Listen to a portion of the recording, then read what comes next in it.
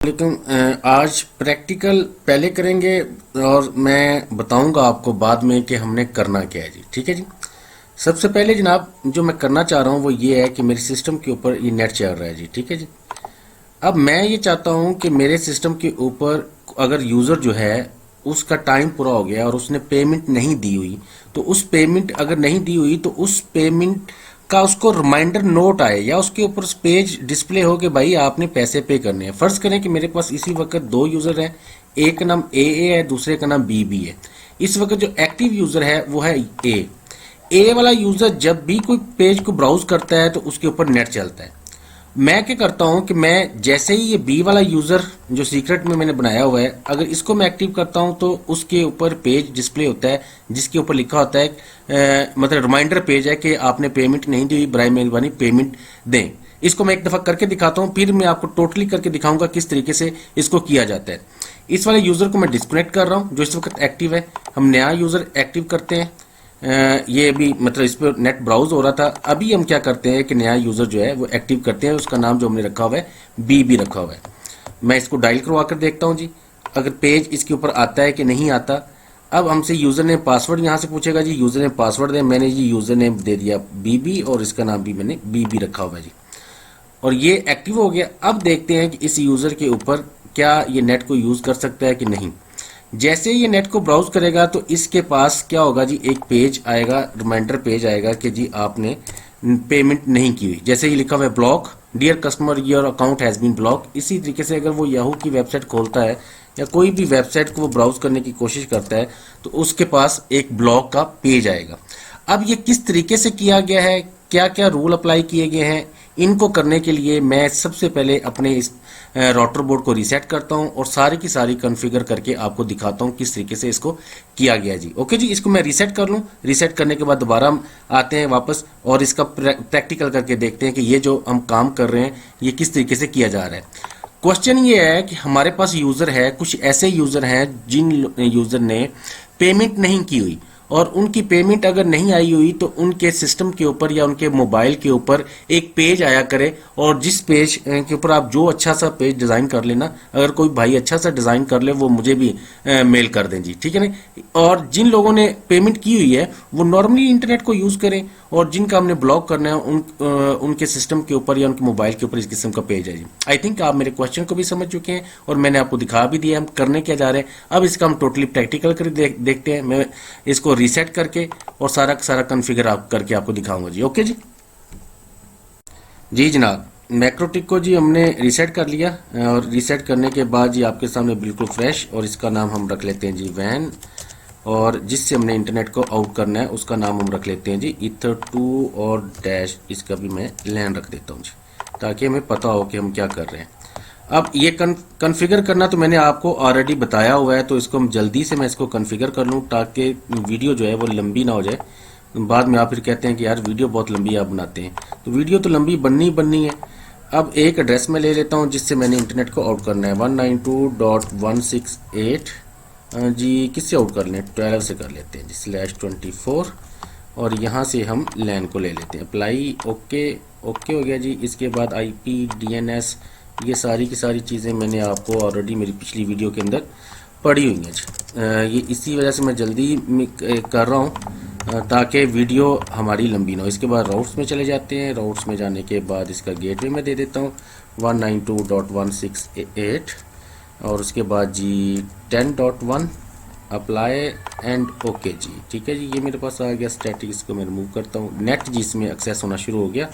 Terminal में जाकर हम चेक कर लेते हैं जी कि हमारे पास नेट आया कि नहीं आया। 192.168 10.1 ये मेरे पास नेट जी इस पर ब्राउज होना शुरू हो गया।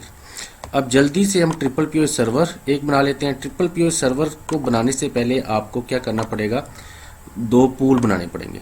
एक पूल में बना लेता हूँ जी, चलो PPO, इसका नाम हम ये रख देते हैं जी सर्वर, और इसका पूल हम बना देते हैं जी 192.168 12.2 से लेकर 192.168 12.224। अप्लाई एंड ओके जी। एक पूल और हम बना लेते हैं जी। इसको भी मैं कॉपी कर लेता हूँ। कॉपी करने के बाद इसका नाम रख देते हैं रिमाइंडर यूज़र। मेरा बेटा हादी भी मेरे पास आ गया जी। गुड, वेरी गुड हादी यार। अब शोर नहीं करना, ठीक है ना? नो यार। अप्लाई एंड ओके जी। ये दो मैंने पूल बना लिए जी, ठीक है जी। एक रिमाइंडर यूज़र के नाम से, एक पीपीओ यूज़र के नाम से जी। अब इसके बाद ट्रिपल पीओ सर्वर हम बना लेते हैं। आईपी में गया, सर्वर बाइंडिंग में गया, अप्लाई किया, ओके किया। वेट यार, हादी तंग करने लग गया, मैं ज़रा वापस आता हूँ जी। जी जनाब, अब मैंने अपने बेटे को अपना मोबाइल दे दिया है और उस पर माशाल्लाह वो गेम खेल रहा है। अच्छा, मैंने बना लिया जी, पीपीओ सर्वर बना लिया। पीपीओ सर्वर के बाद यहाँ पर क्लिक करते हैं। इसके बाद जी यहाँ से जल्दी जल्दी हम क्या लेते हैं, लाइन को ले लेते हैं। इसको भी अप्लाई एंड ओके कर दिया जी। अब प्रोफाइल बना लेते हैं। अब दो प्रोफाइल बनानी है आपने जी। एक तो कह लें कि चलो जी 10 MB की मैं प्रोफाइल बना लेता हूँ। इसमें हम क्या करते हैं जी, लोकल एड्रेस 192.168.12.1 और इसका जो पूल रखते हैं जी वो पीपीओ सर्वर हम ये रख लेते हैं जी। अब इसकी लिमिट 10M/10M। ये आज पीपीओ सर्वर भी कॉन्फ़िगर हो रहा है जी। एक प्रोफाइल हम और बनाते हैं, उस प्रोफाइल का नाम जो है वो हम रख देते हैं रिमाइंडर, ठीक है जी। अब इसका जो आपने लोकल एड्रेस रखना है 192.168.13.1 और इसका जो पूल रखेंगे आप वो क्या रखेंगे जी, आप रिमाइंडर यूजर के लिए ये वाला। अब ये मैंने यहाँ पर थोड़ा मसला है सारा का सारा। अब ये 30.1 मैंने रखा है, इसका तो हमारे पास एड्रेस था ही नहीं। आईपी में जाने के बाद हमने क्या किया है, पूल में मैंने एक पूल दिया हुआ है, ये वाला पूल, ठीक है जी। अगर इसी वजह से मैंने यहाँ पर ये कर दिया कि जो हमारा यूजर होगा रिमाइंडर यूजर, उसको ये इस वाले पूल से इंटरनेट मिले। अप्लाई किया, इसकी स्पीड आप जितनी दिल करता रख दें जी, कोई चक्कर ही नहीं है, ठीक है जी। चलो 10M कर देते हैं जी। Apply and okay. इसके बाद जी दो यूजर हम बना लेते हैं। एक यूजर जो है वो हम उसका नाम ए रखा हुआ था, मैंने पासवर्ड भी ए रखा हुआ है जी। दोनों चीजें मैं आपको दिखा देता हूँ। और इसकी सर्विस हम क्या करते हैं, पीपीओ, और यहाँ से इसकी 10 MB वाली स्पीड दे दी मैंने, ओके कर दिया। एक यूजर हम और बनाते हैं और उसका नाम हमने रख दिया जी बीबी, और इसका पासवर्ड भी बीबी रख देते हैं। इसको भी हम ये ट्रिपल पीओ ही दे देते हैं। और इसके बाद यहाँ पर इसको प्रोफाइल हम कौन सी देंगे, रिमाइंडर वाली। Apply and okay. यहां तक तो ये कॉन्फ़िगर हो गया जी। अब अगली कहानी क्या है जी, वो करते हैं। अब इसके बाद आपने क्या करना है जी, सबसे अच्छा यहाँ पर कहानी शुरू होती है हमारे रिमाइंडर पेज की, कि वो उसको किस तरीके से कॉन्फ़िगर किया जाता है जी, ठीक है जी। यहाँ तक तो आप सब लोगों को आता है ट्रिपल पीओ सर्वर किस तरीके से कॉन्फ़िगर किया जाता है। इसके आगे हम इसको करने की कोशिश करते हैं। सबसे पहले आपने क्या करना है जी, आईपी में जाएंगे। आईपी में जाने के बाद वेब प्रॉक्सी, और उस वेब प्रॉक्सी को आप कर देंगे इनेबल।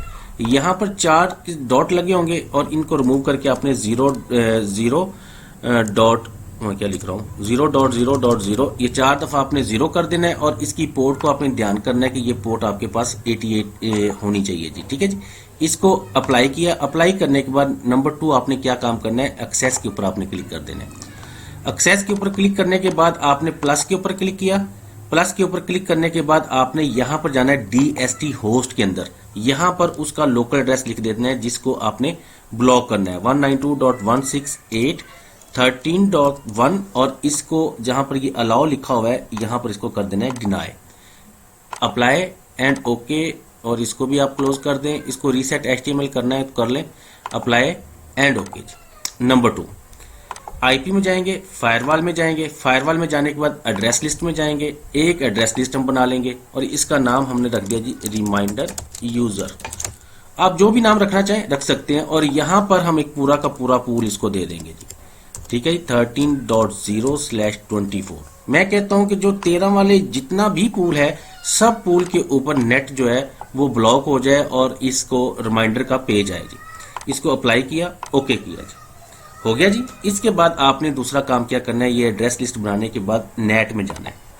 नेट के ऊपर आपने क्लिक करना है। प्लस के ऊपर क्लिक किया। प्लस के ऊपर क्लिक करने के बाद चेन इज इक्वल टू, जो यहां पर आप लेंगे DST नेट, ये लेंगे। और इसके बाद इसका प्रोटोकॉल जो आप लेंगे वो TCP प्रोटोकॉल लेंगे। और उसके बाद एडवांस में चले जाएंगे।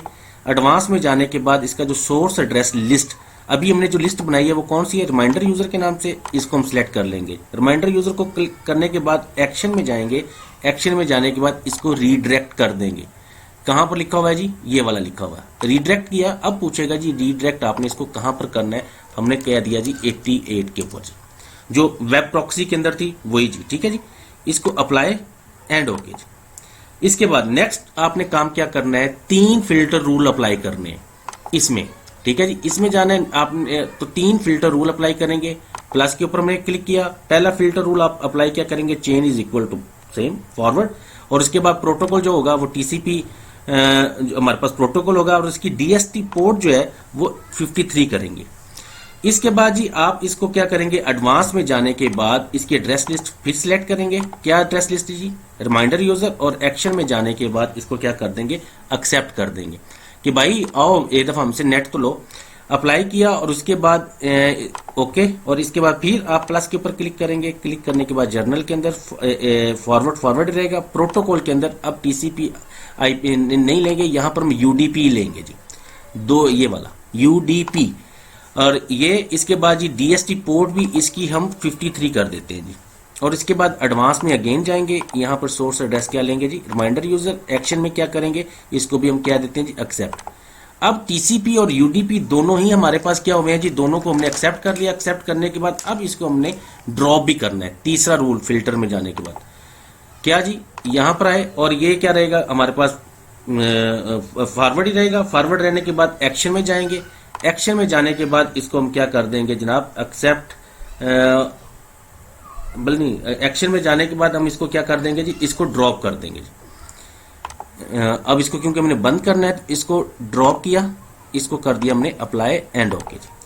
2 दफा हमने इसको टीसीपी पर एक्सेप्ट किया, यूडीपी के ऊपर भी एक्सेप्ट किया, और फिर इसको इसी ही चीज को हमने क्या कर दिया, ड्रॉप कर दिया। ये आपके तीनों के तीनों रूल, फिल्टर रूल यहां पर आपने अप्लाई करने हैं, और ये आपका सिर्फ काम है, ठीक है जी। अब इसके बाद इस पर हमने नेट को चलाना है। नेट चलाने के लिए सिंपल सी बात है कि हमने तो इसको मस्कुरेट नहीं किया, वो मस्कुरेट करना भूल गया था मैं। नेट में अगेन चले जाते हैं, और जिस अपूल को आपने मस्कुरेट करना है 192.168 और एक 12.0/24, एक्शन में जाने के बाद इसके ऊपर भी नेट चला दो। इसको मस्कुरेट कर दिया, अप्लाई किया, और दूसरा पूल जो रिमाइंडर वाला था वो क्या है जी, वो 13 वाला था, उसको भी क्या करते हैं, यहां पर मस्कुरेट कर देते हैं 192.168.13.0/24, और एक्शन में जाने के बाद इसको भी हमने क्या कर दिया जी, मस्कुरेट कर दिया, अप्लाई किया, ओके किया जी। अब हम टेस्ट करके देखते हैं, जो मैंने आपको वीडियो के शुरू में टेस्ट करके दिखाया था, अब उसको हम टेस्ट करके देखते हैं। अच्छा, मेरा ख्याल है कि गलती इसमें ये हुई है कि ये एक यार ध्यान रखना, फिल्टर रूल में जाकर मैंने पूरे नेटवर्क को ड्रॉप कर दिया है। इस यहाँ पर मुझे ड्रॉप करना चाहिए था, मैंने यहाँ पर क्या किया जी, फॉरवर्ड और एक्शन में जाकर मैंने क्या कर दिया, पूरे नेटवर्क को ड्रॉप कर दिया। यहाँ पर एडवांस में जाने के बाद मुझे स्पेसिफिक यूजर को ड्रॉप करना चाहिए, रिमाइंडर यूजर को जी। ये आप सही कर लेना जी, ठीक है जी। मेरा ख्याल है ये मिस कर गया था मैं। अब इसको हम टेस्ट करके देखते हैं। अब आईपी में जाते हैं और देखते हैं हमारे पास यूजर कौन कौन से हैं जी। सॉरी, पीओ में, ट्रिपल पी में जाते हैं, सीक्रेट में जाते हैं, और इसमें ए को हमने डिफॉल्ट प्रोफाइल दी, या इसको 10 MB की प्रोफाइल दे लेते हैं जी, 10 MB की दी थी शुरू में, और इसके बाद ये बीबी वाले को हमने रिमाइंडर दिया हुआ है। अब क्या करते हैं, हम ए वाले यूजर को हम डायल करवा के देखते हैं, और इस पर चेक करते हैं कि नेट इस पर चलता है या नहीं चलता जी। इसके ऊपर जी डबल क्लिक किया, 10 MB की स्पीड वाला जी ए वाला है, उसको चेक करते हैं जी। कनेक्ट करने के बाद ए और पासवर्ड भी ए। ये हम वीडियो के शुरू में आ गए जी, और इसको ब्राउज करके देखते हैं कि बल्कि जी यहाँ पर आपको आइडिया हो रहा है कि नेट चल गया कि नहीं चल गया। और ये हम पेज खोल के देख लेते हैं, यूट्यूब का ही खोल के देख लेते हैं जी। हम अपना खोल के मैं देख लेता हूँ जी, आप पता नहीं खोलते हैं कि नहीं खोलते, मैं तो कम से कम अपना खोलूँ। इसके बाद जी हम याहू की वेबसाइट को देख लेते हैं। इससे ये साबित हुआ कि हमारा जो है नेट जो है वो चल रहा है, और मेरे पास स्पीड ज़रा कम है, इस वजह से आपको ज़रा थोड़ा सा ऐसा हो रहा है, अदरवाइज ऐसी कोई बात नहीं थी। अब वापस आते हैं अपने उस ड्रॉप वाले सीन की तरफ कि इसी यूज़र को हम ड्रॉप अगर करना चाहते हैं तो किस तरीके से कर सकते हैं। हम फिर अपने विनबॉक्स में हम बीबी वाले यूज़र को डायल नहीं करवाते, बल्कि क्या करते हैं, इस ए वाले की जो प्रोफाइल है इसको हम रिमाइंडर कर देते हैं। इसके ऊपर मैंने डबल क्लिक किया, और इस 10 MB वाली फाइल की जगह पर मैंने रिमाइंडर वाला दे दिया जी, अप्लाई किया, ओके किया जी। अब ए वाले को एक्टिव में जाने के बाद हम इसको दोबारा से यहाँ से रिमूव कर देते हैं, अब कनेक्शन एक्टिव नहीं है, अब नेट भी डिस्कनेक्ट हो गया। अब अगेन हम ए वाले को कनेक्ट करते हैं जी। अब देखते हैं कि इसके ऊपर पेज आता है कि नहीं आता जी। डबल ए कनेक्टेड, और ये भी कनेक्टेड हो गया। अब देखते हैं नेट इस पर ब्राउज होता है कि नहीं होता जी।